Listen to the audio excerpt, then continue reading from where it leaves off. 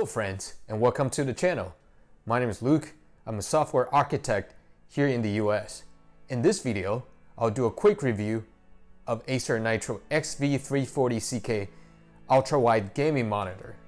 I'll talk about its specs, how it performs for productivity and gaming tasks, what I like and dislike about it, and if you should get it for yourself. And if you're new here, please subscribe below. Like many of you, I've been working from home for the past couple months. And I also recently built a desktop computer for video editing, other productivity tasks, as well as a little bit of light gaming. So I've been looking forward to upgrade from my LG 29-inch ultra-wide monitor. So I did a lot of research and I found this review on ratings.com, and their recommendation is this Acer monitor. IPS 34-inch 3440 by 1440 has an aspect ratio of 21:9. It has 144 Hz variable refresh rate, which is compatible with FreeSync and is also unofficially compatible with G-Sync. It has 2 display ports, 2 HDMI ports, and 2 USB 3.0 ports, along with 1 audio out for external speakers and headset. It comes with its own stand and is also compatible with any standard VESA mount, like how I have it on my desk. It has very good color accuracy after some simple calibration. In terms of brightness, it's definitely not the brightest monitor out there. It averages about 220 to 230 nits. So you might struggle to see it in direct sunlight, but in a typical room with indoor light, you should be able to see it fairly well. To control the monitor, use 4 buttons on the back of the monitor. You can change settings for picture, color, audio, and gaming. I personally would have preferred a joystick control, but after using it for a while, it isn't really a big deal at all. So what is it like to actually use the monitor? It is actually a very good experience. Like I said, the color accuracy is good, and I didn't notice any color shift when looking from the side. With the large screen real estate, I can run productivity apps side by side, or expand the UI for something like DaVinci Resolve.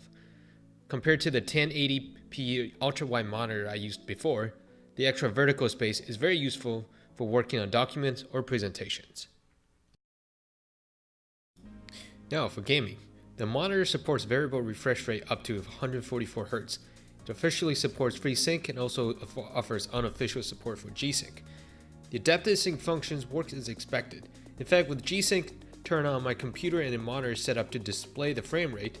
You can see the monitor's frame rate being adjusted on the fly to match the output from the graphics card. So overall, it was pretty good to play games on this monitor.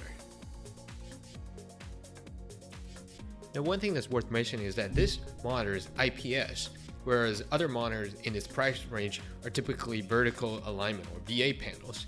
So one thing to keep in mind is with VA panels, sometimes with FreeSync or G-Sync turned on, you do get the brightness flickers.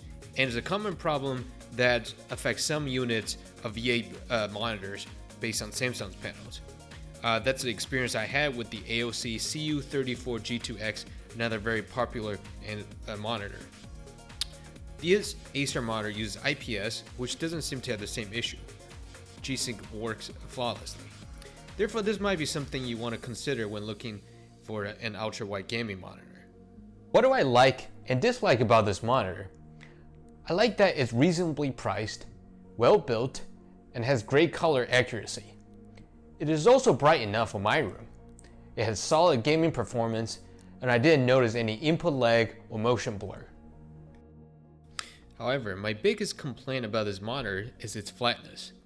Unlike other ultra-wide gaming monitors in the $400 to $500 price range, this monitor is not curved. As a result, when I'm staring at the center, about an arm's length away from the screen, it is a bit hard to see the edges of the screen from the center. So what is my recommendation?